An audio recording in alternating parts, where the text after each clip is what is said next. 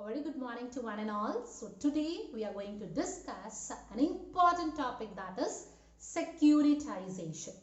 So the concept securitization is a concept which is very much new to India.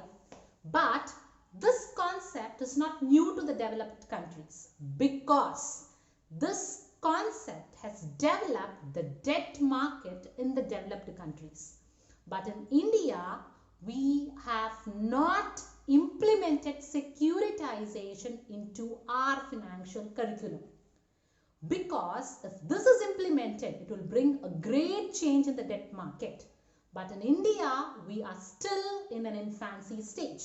No major organizations or no major institutions have implemented this securitization into their organization. So in this video, we are going to discuss what securitization is. What are the types of assets which can be securitized? What are the reasons for securitization? And we are going to discuss the parties to a securitization contract. So first thing, what we are going to discuss is what is securitization. When I say securitization, it merely means conversion of assets into securities. So in order to give a broader meaning of it, securitization generally means conversion of existing cash flows or future cash flows into marketable securities that can be sold to investors. So when you are converting your existing cash flows or future cash flows into marketable securities that can be sold, you call it as securitization. So in this definition, you have to know what is existing cash flows or future cash flows. So many organizations may have many mortgage loans receivable, credit card balances, or it will have loans receivable or trade creditors or hire purchase debtors. So all these are generally termed as existing cash flows or future cash flows. That is loans receivable. You have given your loan and you are yet to receive it. So that will be your future cash flows. So all these existing cash flows and future cash flows, what you want to convert it into a marketable securities, you call it as securitization. So in order to be more clear, securitization means when you are converting the illiquid assets or non-marketed assets into liquid assets or marketable assets, you call it as securitization. I hope the definition is clear, isn't it?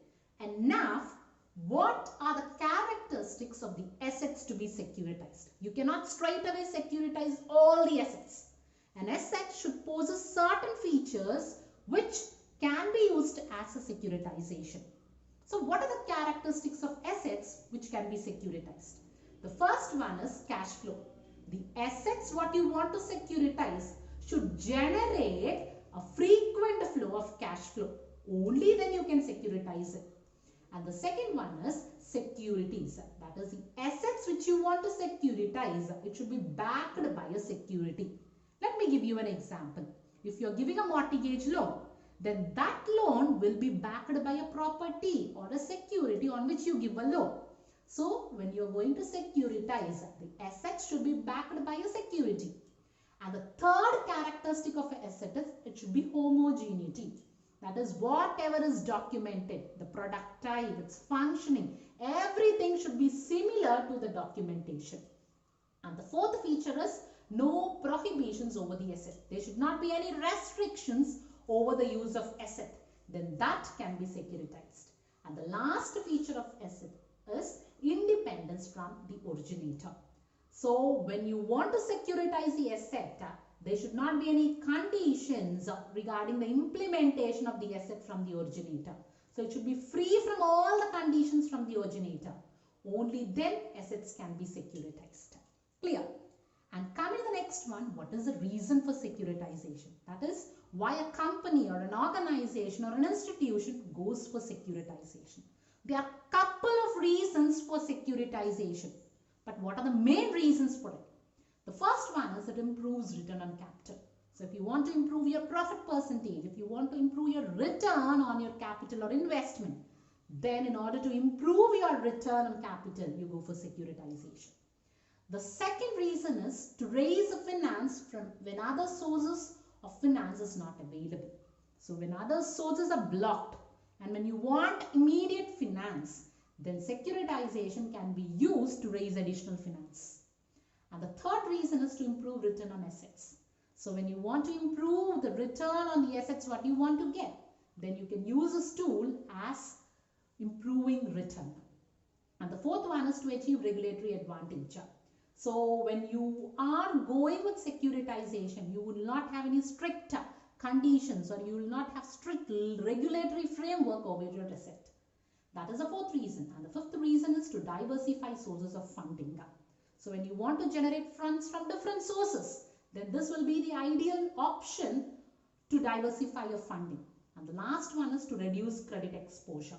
That is when you want to reduce your credit. That is when you want to remove the credit from the balance sheet. Then securitization can be used as a tool. So these are the reasons why companies or institutions go for securitization. Okay, and the next concept is parties to securitization contract. So when you want to securitize your asset, that is when you want to convert your existing or future cash flows into marketable securities, there are a couple of parties involved in it. So who are the parties? The first party involved in a securitization contract is originator. So this originator may be a bank, a financial institution or a non-banking financial corporation who want to convert their existing cash flows or future cash flows into securities. Okay. And the assets being converted may be loans receivable, mortgage loans or lease receivables or trade debtors or hire purchase debtors. And the second one is special purpose vehicle. In short, you can call it as SPV. So SPV is an entity who buys the assets to be securitized. Okay, it may be a trust, a partnership firm, a corporation or a company. And the main objective of the special purpose vehicle is to remove the credited items of the balance sheet from the originator. Is to remove the items which has been credited from the balance sheet of the originator. And the third party is investor. Investor is an individual or it may be a company or it may be an institution who wants to buy the assets which is being securitized. That is an individual or a corporation or a company or an institution which wants to purchase the assets which is securitized is known as an investor. And the fourth party is obligor. Obligor is the original borrower. The person who has borrowed an amount from the originator is generally termed as obligor. And the outstanding amount of the obligor is the asset which is securitized in a securitization contract. Clear? And the next party is credit rating agency. So credit rating agency is an agency which rates the credit worthiness of the securitization contract. And the next party is servicer. You can call a servicer as a middleman. He may be an agent or an institution who collects payments from the obligor, that is the borrower, and pays the amount to the special purpose vehicle. So this servicer also deals with delinquent borrowers. That is, if there are any obligors who are delinquent to return the amount due, then it will also pass legal actions against the delinquent borrowers and collect the amount and passes it on to special purpose vehicle. And the last one is credit enhancer. So this credit enhancer is an insurer that provides credit support through a letter of credit or guarantee or other assurance. So that is a credit enhancer. So these are the parties who deal with a securitization contract. I hope the entire concept is clear. It will give an overview of what securitization is. Okay, thank you.